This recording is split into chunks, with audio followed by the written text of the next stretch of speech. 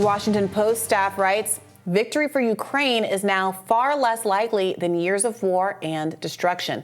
In a new report, the Post details, quote, many in Ukraine and the West underestimated Russia's ability to rebound from battlefield disasters and exploit its perennial strengths, manpower, minds, and a willingness to sacrifice lives on a scale that few other countries can countenance.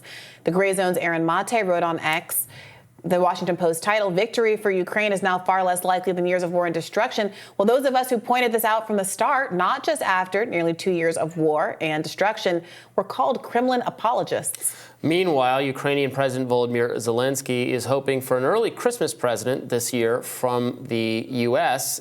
in the form of American financial assistance. What else? According to The Hill, the White House warns that there will be no more money for Ukraine unless Congress acts by the end of the year to deliver another package of funding. This comes as Tucker Carlson recently sat down with Congresswoman Marjorie Taylor Greene from Georgia on his show to discuss a smorgasbord of topics, including America's seeming obsession with getting involved in foreign wars like the one in Ukraine. Let's listen.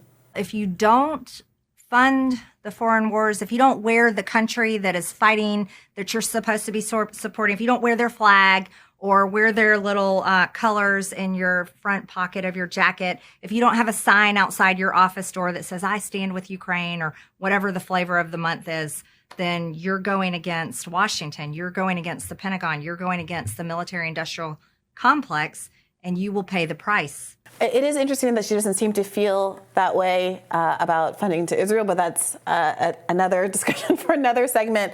I mean, what's so heartbreaking, frankly, about this reporting is, I think, exactly what Aaron Mate points out, which is that it was clear from the jump to many people that given the obvious manpower advantages that Russia has, the financial advantages that Russia has, all of the advantages that are set out in this article, that head-to-head, this was never a battle that Ukraine was going to be able to win right all out on its own. It was heavily reliant on U.S. aid, which was, frankly, always going to be contingent. And the United States giving it false hope that the money was never going to run out, that it was going to be a blank check, kind of constructively induced it into taking positions and sacrificing its people for battles that the United States always knew it was going to ultimately win. But the U.S.'s investment in this, its stated investment in this, was always weakening Russia. So the U.S. can declare a victory. It forced Russia to put a bunch of its people on the line, to kill a bunch of its people, and that can be counted as a win for the United States. But Ukrainians, who have very different interests in all of this, were basically, arguably, used as fodder for these American games. Yeah, you said that we would get here. I said it. Defense experts, we've had that on the show, like Lieutenant Colonel Daniel Davis said it from the start. So many people said it from the start. I don't dispute or disagree with your framing, although it is interesting in this Washington Post article. What emerges is, and again, now the Washington Post is saying it. I don't think they were saying it from the beginning, but now maybe they'll just. So you're going to see so many people in mainstream media round down and say that they were against this, or they knew this was a bad idea from the start. They just didn't want to, contribute to Russian narratives or something. Right. But if you read this Washington Post article, what you see is that actually there was a lot of differences of opinion between American forces and Ukrainian forces, the people planning the war, on how the war should be conducted. There were strenuous disagreements, and frequently the Ukrainians did not do what American generals and military experts advised them to do. Yeah. That actually U.S. intelligence was the most skeptical of all. It's not the U.S. military. U.S. intelligence was extremely skeptical of the likelihood of a success. They put it in no better than a 50-50. But again, but then the military wasn't really listened to.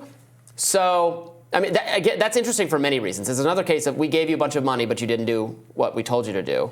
There's also, what emerges is this no one should have expected this to succeed without air support, which we specifically were not going to give them because we perceived that would make us at war with Russia, and we weren't going to do that.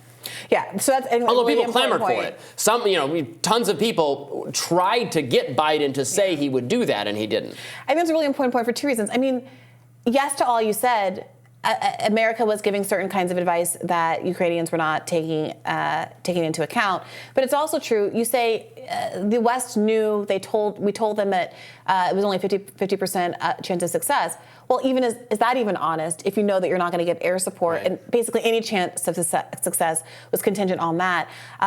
Here's an example from the Washington Post of the kind of American advice that Ukrainians didn't absorb. Apparently, Americans had long questioned the wisdom of Kyiv's decision to keep forces around the besieged eastern city of Bakhmut. Ukrainians saw it differently, saying, quote, Bakhmut hold had become a shorthand for pride in their troops' fierce resistance against a bigger enemy. For months, Russian and Ukrainian artillery had pulverized the city. Soldiers killed and wounded one another by the thousands to make gains measured sometimes by city blocks. The city finally fell to Russia in May. So when you read some of the bullet points earlier in the article where they say, and I think we read some earlier in this read here, that they basically underestimated Russia's willingness to throw bodies at a problem and to sacrifice a large number of lives to secure victory. Mm-hmm. I mean, you can write that down and say that now, but it is, I'm sorry, that's like underestimating my dog's ability to sit in my lap. It's ridiculous. I mean, the whole lesson of World War II was that Russia was willing to sacrifice 20 million soldiers to win the war. The idea that this is news to you, and that people like Mearsheimer were saying from the beginning that the strategic significance of holding Russia's position was so much more significant to Russia than it was to the West, that if this proxy war was never going to come down in America's favor. And even if the Americans can claim, having drained some Russian resources, the real point is that it's not going to resolve in Ukraine's favor. Right. And knowing that there were negotiated agreements on the table that would have been so much more advantageous to Ukraine 2 years ago, before all of these people died and all of these cities were destroyed and all of this architecture that cannot be regained was crumbled into rocks, and all of these human beings' lives who've been devastated were devastated, and that it was the West, it was the UK and the United States of America that foiled those negotiations with the promise of unconditional aid, basically, to Ukraine until time immemorial.